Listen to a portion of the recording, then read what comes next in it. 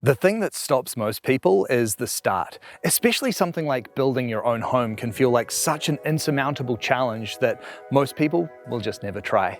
But here in Devon, we're about to meet an inspiring couple who took that challenge head on and ended up building something truly incredible.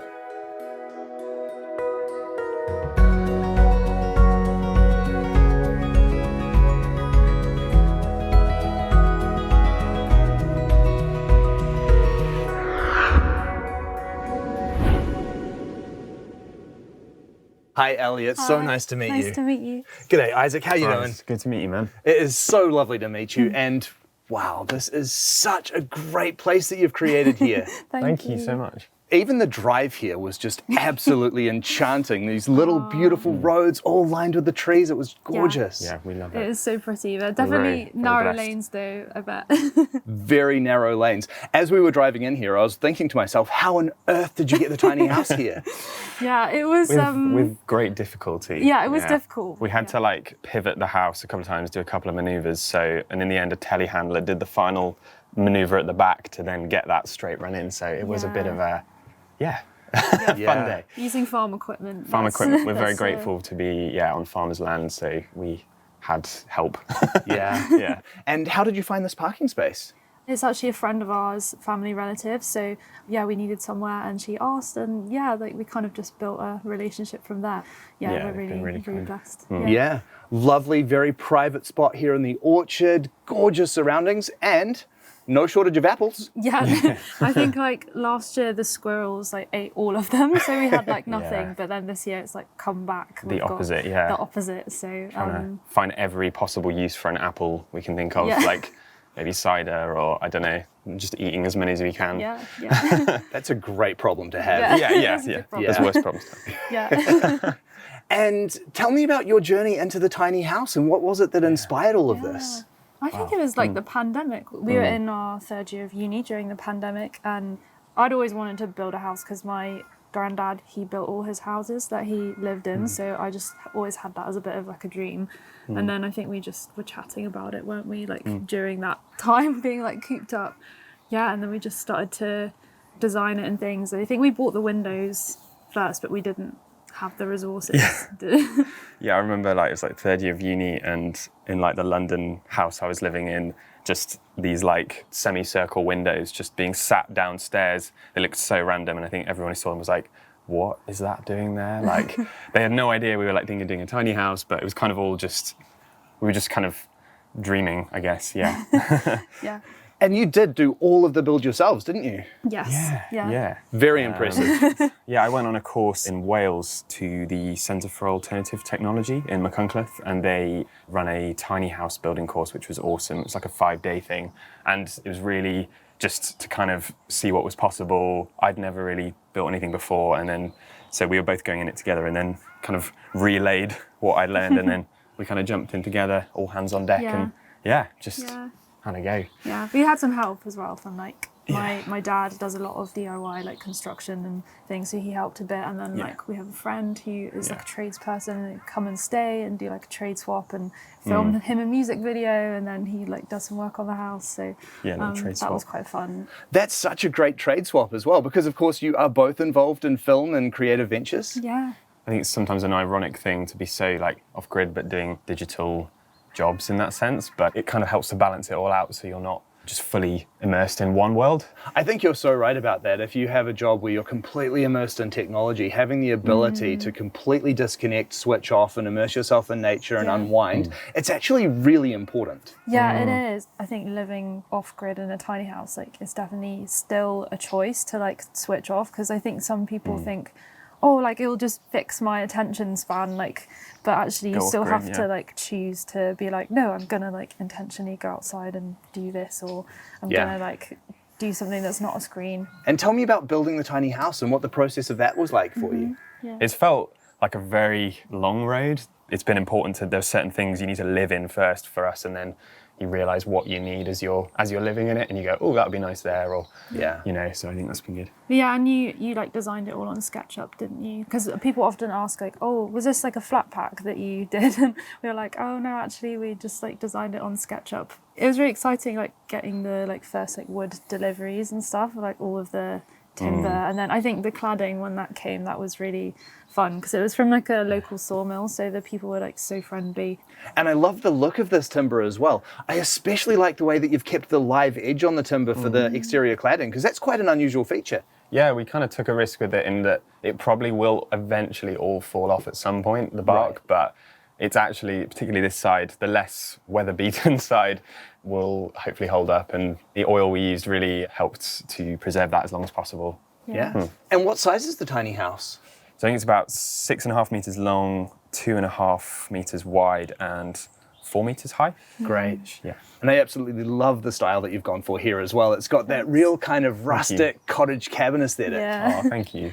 Yeah, that feels really embedded in nature, or that style, just bringing the sort of outside in is something that we really like, makes us feel at home. So, and these branches we actually like coppiced from around here because we needed to coppice up the woodland up there. So we've been able to use those for the deck as well, which has been really nice. Yeah. And you are off the grid with this home as well, aren't you? Yes. It's really good. Like in the summer, you don't have to worry at all. You've always got enough power. But then I think now, like as we're approaching winter, you sort of have to be a bit more aware of what you're using. But I think it's good. It kind of reminds you to like pay attention to the weather and stuff. And I guess working from home though with that is a bit of a challenge. So you just have to be aware of what's happening, but we love going to work in coffee shops and things like that, so it kind of works well for us. And it does look like a pretty decent sized solar system that you've got there. Yeah, it's 3.2 kilowatt array, which we definitely don't need in summer, but for winter it's kind of just about right on that really cloudy day. What size batteries do you have? So we've actually just got 2 kilowatts, so the minimum that you can get with them. Right. And I would say in winter it's meant we need a generator. I think if we had 4 kilowatts, that would probably be definitely plenty for us as battery storage. Yeah. If it ever goes off or anything, I can just flick it back on my phone, and that's been really nice. Yeah, so yeah, we've not really had any problems with it. Yeah, fantastic. And I see you've got the polytunnel there too, so you're growing a little bit of your own food? Yeah, this is kind of the first year like I've really put in effort into growing in the polytunnel, but it's been like crazy what you can get. I've got loads of tomatoes at the moment, like more than I really know what to do with, so it's just so satisfying to just be able to eat something that you've grown. We've also got some chickens up there, and I think they're enjoying the free range life. We've got some ex-battery ones that we recently rescued, so that's been really sweet just to see them enjoying the free range life. It's really nice to just have like eggs as well, although we get so many, we often giving the eggs away just because we have more than we can eat. Well, you have both done such a beautiful job with the exterior build of this home. I love the way that you're really getting stuck into the land here as well, and I cannot wait to see what you've done inside. Can we take a look? Yeah, sure. Come on in. Alrighty. You have done such a phenomenal job with the interior of this home. It just has this wonderful, cozy, woodland, enchanted kind of feeling to it. Yeah, we really love the kind of cottage aesthetic. We wanted to bring that into sort of the cabin, kind of combine the vibes together. But I think, yeah, we really like how it's turned out. Yeah, it's been really nice working with like natural wood, and a lot of these kind of more natural beams are elm from up the top of the hill, where some elm needed coppicing, like quite young saplings, and they made really great little features like these. And a lot of the interior bits are extra cladding, so Douglas fir, little trims around, because we had so much extra from the cladding order. So yeah, it's been fun to actually work with that, knowing it almost as a limitation, to stick with that piece of wood and then see what you can do with it and play with it in different ways. Yeah. I think one of the things that really strikes me in this house is not only the use of all of these beautiful natural timbers, but also how you've used all of these beautiful natural timbers. You've been able to maintain so much of the original character of the timbers and these beautiful shapes that really does make this home feel incredibly natural, almost as if it was sort of grown and not built. Yeah, thanks. I think the limitation of working with what you've got is sometimes more helpful for me than going out and finding and buying something. And for me, I think one of the things that really sticks out to me is this is the sort of detail that I almost only ever see in DIY projects, because it is such a labor of love to do this sort of thing. I think after the initial frame went up and it was livable to a very basic level, we both had to jump back into full-time work. So it's a far more organic and intentional process as well. So I'm really grateful for that. Yeah. Really beautiful flooring timber as well. I immediately noticed this when I walked in. Oh, yeah, this is actually all reclaimed. So we got this from Facebook Marketplace. It just so happened that the amount that this person had was exactly the amount for the square footage of the tiny house. Yeah, we were really blessed to be able to find this as oak, so adds like a real warmth to the space, which is really nice. It seems to be one of the blessings in disguise about building a tiny house, that the leftover bits from other jobs tend to be the perfect amount to build a tiny house with. Yeah, exactly. So And I just love the overall style and feeling that you've created in this home as well. It really just feels so welcoming, and all of these wonderful, very kind of neutral tones really do make it feel like such a relaxing space to be in. Yeah, I think it's hard when you have one room to know how much colour and how much like features to put in, just because it's one space and it can quickly feel like cluttered or like too much. So we tried to stick with the neutral and just to help keep it sort of calming, but then add pops of colour in different places. And yeah, happy with how it's looked. Yeah. And the windows in here are so great as well. You've got all of these really unusual shapes in here. right from the beginning, we were kind of reclaiming windows like off Facebook when we could find them. So those semicircle windows were like the first we actually got for the house. Woodworking with circle windows is a challenge, but it's been. And with reclaimed, you know, some of them have been single glazed, so you know it comes at that cost, but actually it's brought the character that's made it worth it. Yeah, absolutely. And you've got this wonderfully cozy looking lounge space here as well, and I love the fire. Yeah, I think it's one of the best features in the house, and now we've gotten to autumn, it's like so nice to light it up again after sort of the summer where you don't really touch it, and it just adds so much coziness, and I know it's so nice to just stare at it while it's on, and you can just sit there for ages staring at it, and it's a really good, very grounding thing. Yeah, this is a cast iron stove as well, isn't it? Mm-hmm. Yeah, probably bigger than we need for the space in a sense. I think it's meant to be rated at about 4 kilowatts. It kicks out on the coldest day within maybe half an hour to an hour. Like the house is pretty toasty. It's amazing. So the sheathing in between the cladding and the inner walls it's like a wood fibre mix called bitrock, which is I think made in Norway, where they infuse recycled wood fibres with bitumen. So you get a waterproof outer skin. Very cool. This loft, I am a huge fan of what you've done up here. It almost looks like a little kind of monk's meditation reading loft. Yeah, that's kind of what we were going for. That's kind of the vibe, we were going for like a reading nook. I think we both love reading, and just the sort of the moment in the autumn when it's raining and you can just sit in this cozy space with a book and just like stare out. I think that's what the purpose of that space was for. I love that window as well. Thank you. That one was actually made out of pallet wood. So really? Yeah, it felt very cobbled together at the time, but we were really actually happy with how it turned out. Actually, some of the wood in pallets is really strong hardwood, so it was really good to make use of it. Just the shape, it absolutely makes that loft, I think. I mean, obviously, I'm a huge fan of the skylight. I always love skylights, but that one just has so much character. Yeah, it's really hard to find anything of that shape to be reclaimed, and sort of commissioning it would also cost a lot of money. So we were kind of like, oh, maybe we should just try. Yeah. Very nicely done. And this kitchen as well. Again, wonderful use of the reclaimed timber and a really nice kitchen design as well. You've got lots of prep space, quite functional with those wonderful windows looking out onto the garden. Thank you. Yeah, it's really nice to look out of the window while you're like grinding a morning coffee or something. It's like a very meditative space with the sunlight rising in as you're just starting your day. I really enjoy cooking as kind of a decompressing space sometimes, so it's nice to just sort of feel like everything's really accessible around you, and even though it's cozy, it's like actually just about always been enough room for prep and stuff. So Beautiful butler sink there too. Yeah, thank you. That one's a Facebook Marketplace find as well. I think when we were building it, it was quite a funny time of like driving to strange places to pick things up, or like on the way to a friend's wedding, we picked up an oven, which was quite a bizarre thing. And then kept the oven at the Airbnb for the wedding. Good sized oven and cooktop too. Yeah, I think we wanted to go for the 4 hob rings instead of the 2, just because when you're cooking meals, sometimes you want to cook lots of different things at the same time. And if you really love cooking different meals, it can be really nice just to have that opportunity to make more complex things and just enjoy the meal that way. Yeah, and the oven's actually a gas oven as well, which has been a bit of an adjustment to use just because they cook slightly different.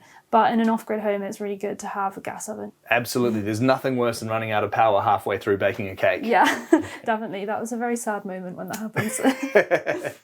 And looking around your home, you've found lots of all of these different places for your storage. Yeah, I think again, it's kind of, we've been building them over time as we needed them. So it's kind of been really great to think about what we'd want in the space beforehand. So only just finished all of the cabinets and drawers, but it's been a good chance to think about how many we'd want and within the limitations of the space, obviously. Yeah, we've really kind of ended up using every single possible space there is really with different drawers, and there's lots of different nooks where there's it might only fit one thing in, but actually it's still really useful to have that space. Very true. And what's this funny little door that you've got over there? That looks really interesting. Yeah, that's quite funny actually, because for ages it wasn't actually turned into the storage that it is now. So it was just this random hole. It's actually storage for cleaning things, which it just fits in the gap behind the toilet, which was this kind of odd space.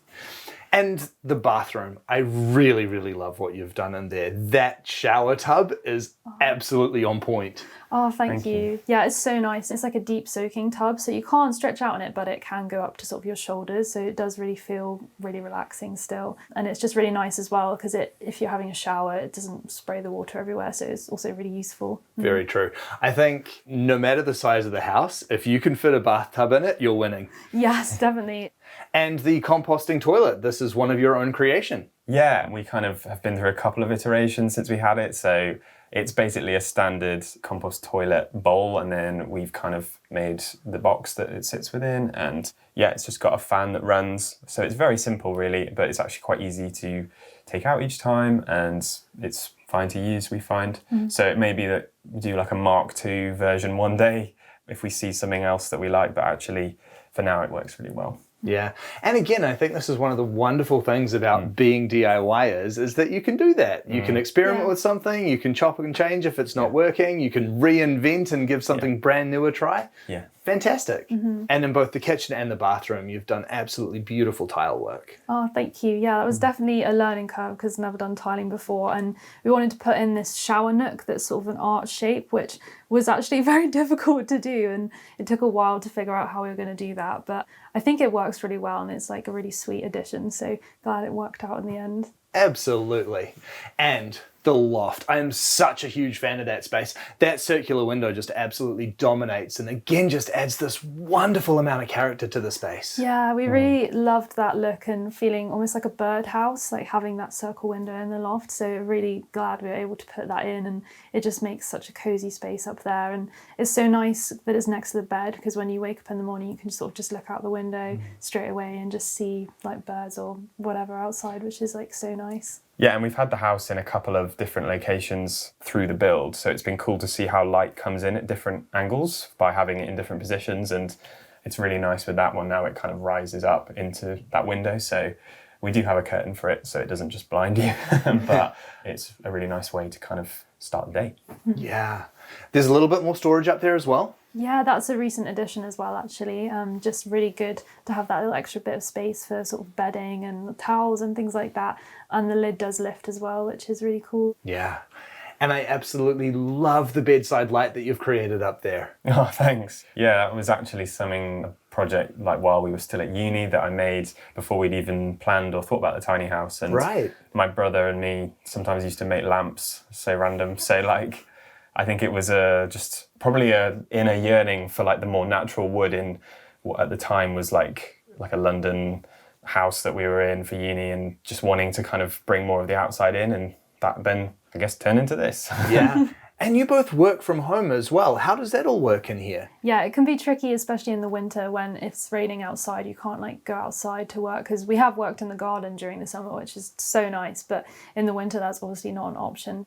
But it is really cozy, and like this space here is really good for working from home. And we've got like the stools, and We've also got a little shed out there, which is like another office space which we use. But Oh, great. yeah, which is really handy. But if we're not using those, we can sometimes work in coffee shops and stuff, which is also really nice. Yeah, for sure. Having this shed, I think, is a really good idea because, especially when you work from home, I do feel that if you can create a little bit of separation from your working space and your living space, just to be able to sort of have that separation and be able to really relax in your living space and not have to think about work all the time. It's quite nice to have that separation. And it is still hard. Like, I think it's being real that like that is a thing you're trying to create, have the different zones so that you feel like you can rest well and work well. And they do bleed and it can be hard, but I think we're just trying to work on more, downing tools at the end of the day, really intentionally. You almost want there to be some fix where you can get away from that, but it just still takes practice, and we're still practicing and still getting to grips with that, I think.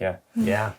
And you've lived in this house for quite a while now, haven't you? So we've lived here for 2 years on this spot, and then for about the year before that, which was kind of during more the building process, we lived in here when it was still really basic. And like at one point when we first moved in, we didn't have the sink or countertops or walls to the bathroom or anything, so like it was fairly basic, but it was kind of, again, looking back, I'm like, whoa, how do we do that? But then you just get used to whatever situation you're in a way. And so I think, and it's evolved as we've gone along, and suddenly now I'm finding myself I'm frustrated that I don't have one fine detail finished. And it's like, whoa, I've become so entitled to having everything. And it's just funny how I think you kind of match your needs to what's available. Well, I think it's part of the DIYer's curse that you will never live in a finished house. Yes. Right? Like, as people who are now capable of building, you'll always find new projects and things that you want to do. But extra respect to you for living in the home while building it, because that adds another completely challenging layer to the project. Yeah, definitely. It can be like quite a stressful time, but I think it motivates you to finish it and to keep working on it when you're living in it. You just have to make sure you have like breaks in between. Absolutely. I think it's very empowering. You hit pitfalls, obviously. I mean, I'm not going to pretend we're like the best DIYs ever. I think you learn from the the harsh lessons of getting it wrong sometimes and just doing it again. But actually, you can just do something again if you don't do it quite right. It's a very organic process. Anyone could do it if they put their mind to it. It's purely a commitment situation. I think it's really nice as well, some of the times we've had with like people building this. Like I really like treasure some memories of like my dad coming to help us with this, just because that was so special, and he is really passionate about building and that's his happy place. So like getting to enjoy that with him and have him come here, and like he's always giving us like his spare bits of like materials. It's just so nice to have that connection as well. As DIYers, you now live in this home that you have built yourselves. You must just have such a tremendous sense of pride that's now encapsulated in this home. I think we do. I think you can easily become numb to it when you get too used to what's around you, but it's so important to kind of just stop every now and then and go, oh, we made this. And let's talk cost. What was the budget for this project? We're like, what was it? Yeah, no, so the kind of build itself was, I think we totted up around the kind of £20,000 mark. And then the solar array, the EcoFlow kit, and just getting the off-grid side of things fully up and running was maybe margin of another 5-ish thousand on top. And then we kind of stopped counting, but it's probably not much beyond that. Wow. I think as we've been adding things over time, you sort of, you've spread the costs so widely that you can't really tot up things. And we've got so many things, like, because it's such a bespoke space, you actually can't buy. So things like this blind, the sizing of it, like, meant that I had to, like, make that and sew that myself, just because you couldn't buy something that would fit the space well. But I really love sewing, so that kind of worked out really well. So, Yeah, perfect. And with the home now so beautifully complete, what is next on the cards for you both?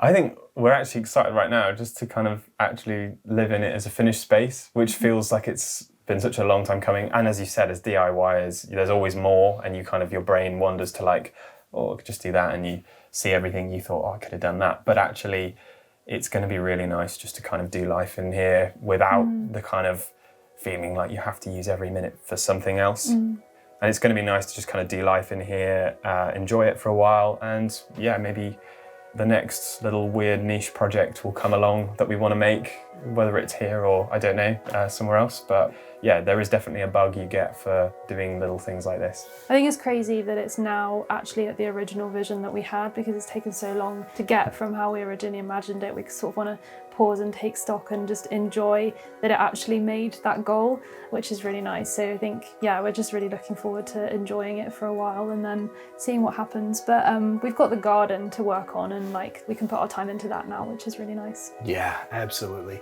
Well, this really is just such an incredible home that you have created for yourselves. There is just so much wonderful character and beautiful attention to detail that has been poured into this home. This is a space that you should both be immensely proud of. Thank you so much for sharing it with me. Thanks so much. What Ellie and Isaac have done here is so inspiring. To have absolutely no experience and then to build a home of this quality and caliber, I just think is an incredible accomplishment. Beyond the function of this home, this is such a beautiful space. This is a place where they have perfectly built in so much of their character, and sitting here now, it just feels so good to be in. This really is a place that they should be immensely proud of.